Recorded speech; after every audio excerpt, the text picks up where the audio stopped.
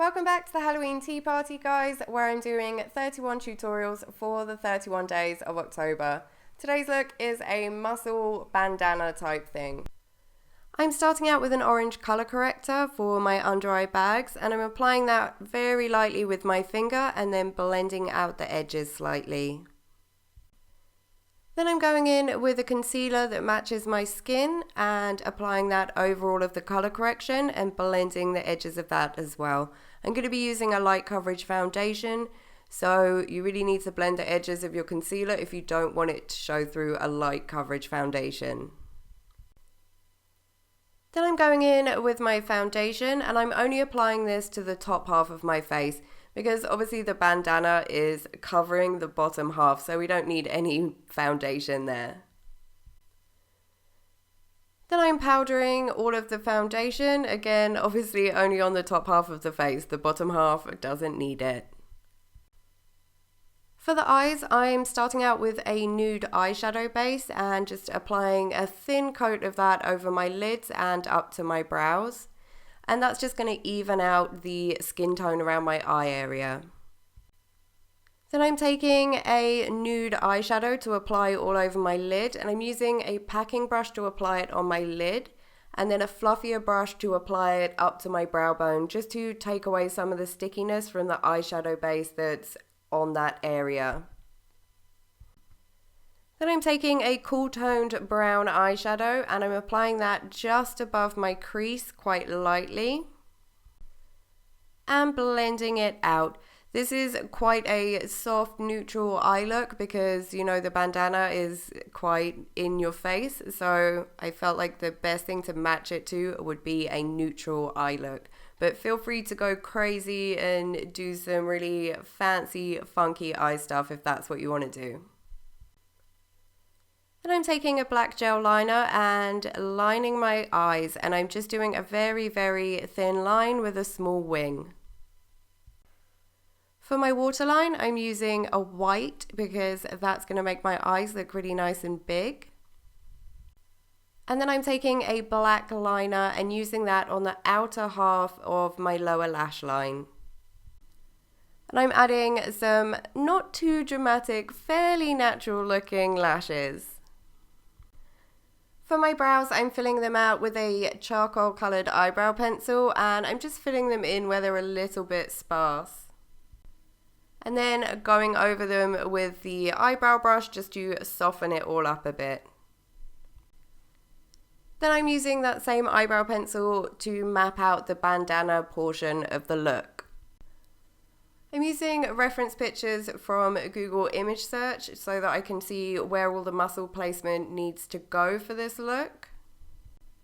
And I'm just copying that onto my face with the eyebrow pencil. You don't have to use an eyebrow pencil for this.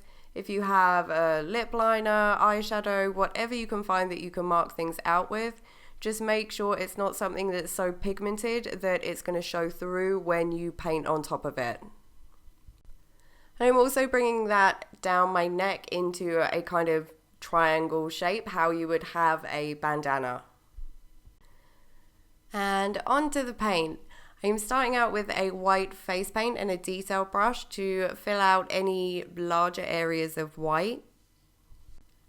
I find with looks like this, it's easier to go in with the white to fill out those larger patches first. Otherwise, it can be a bit tricky to get in around all the other colors without dragging the other colors into the white. Then I'm taking a dark pink, and this shade is kind of the base shade for all of the muscles.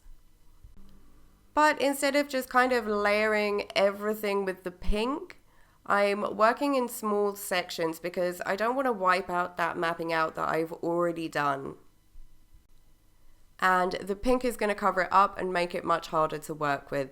So I'm filling in certain sections of it so I can still clearly see the edges of those sections. Then I'm taking a black eyeshadow and a small angled brush and going around those sections so that I can clearly see each individual muscle as I'm building it up. And I'm using an eyeshadow for this because we're going to be able to blend it out later and it will become part of the shadows of the look. But you don't need to worry about blending it out just yet, it's more just a guide at the moment. So now that we've got one half in, I'm going to fast forward us through the second half because it is the exact same process. And I'm sure you guys don't need to see it twice. Then I'm taking a red face paint and I'm using this as the shadow color. Or, you know, one of the shadow colors. I'm using quite a lot of water with this paint so that it's quite translucent. We want that translucency so that it's going to kind of create a gradient between the red and the pink. So I'm using a decel brush and I'm applying the red along the edges of muscles if that muscle is underneath another muscle to give it some depth so that you can actually see that one muscle is sitting on top of another muscle. And then I'm dragging that red out a bit along the muscle so that we get a gradient. And this is also going to help start create the striations on the muscles, so the stripy effect that you get on muscles, or some muscles. Once that shading's in, I'm adding more stripes along all the muscles in the direction that that muscle would go for the striations. Then I'm going in with a black eyeshadow on an angled brush. And I'm going along the edges of the muscles again with that eyeshadow. And along the top where the skin meets the start of the muscles. This is going to help create that depth that the muscle portion is further back than the skin. So the skin is kind of sitting on top of the muscles. And then I'm taking a small blending brush and blending all of those shadows out a bit so they look more natural. And I'm constantly checking back to my reference picture to make sure that I'm getting all the placement right, that I'm putting the right muscles on top of each other and things like that. Then I'm taking a lighter pink face paint and a decel brush and I'm using that to add more of the striations onto the muscles. This is like the highlight on all of the striations. And like with the red, I'm using quite a lot of water with the pink so that we have that translucency. You want it wet enough so that it's translucent, but not so wet that it's going to bleed or run when you're applying it to your face. If you're not too sure about kind of the quantities of water to be using, then test it out on your arm first and see how it looks before you go putting it on your face, so that you can make sure that you're not going to mess up all of your hard work. If the paint is a bit too opaque when you put it on, you can tap it out with your finger a bit just to take away some of that opaqueness. And obviously when you're doing this, you want to make sure you're traveling in the right direction with the stripes. You want them to be going in the same direction as the muscle is going. Then I'm going in with a white and it's pretty much the same as we just did with the light pink. It's to add more highlights to the striation of the muscle. But because this is our lightest shade, like our most intense highlight, I'm going a bit lighter with this one. I'm not putting as much on as I did with the light pink or the dark red.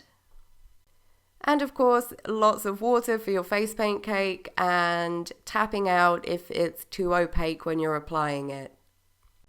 For some reason, I left my nose completely blank all this time, so I'm just going in with the same shades that we've been using to fill it in. So the dark pink for the base shade, and then going in to add striations onto it. I couldn't find a good reference picture of how the muscles look over the nose, so I did kind of make it up a bit. Then I did the exact same thing for the neck. I will fast forward through it because I'm sure you have all figured out how to do it by now. But I'm just using the same shades and filling in all of the muscle pattern on the neck.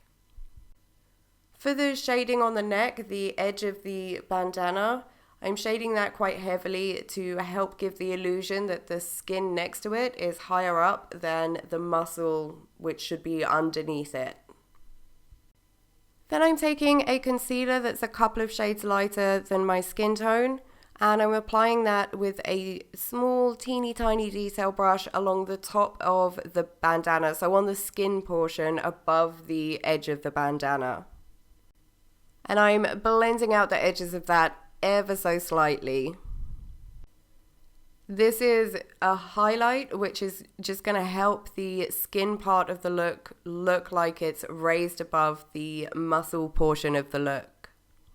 So that's it, guys. I hope you like this look. There will be another video going live tomorrow, so if you want to be notified when that's up, you can subscribe to my channel. If you like this look and this video, you can let me know by hitting the like button, and if you have any comments or questions or anything like that, let me know in the comment section.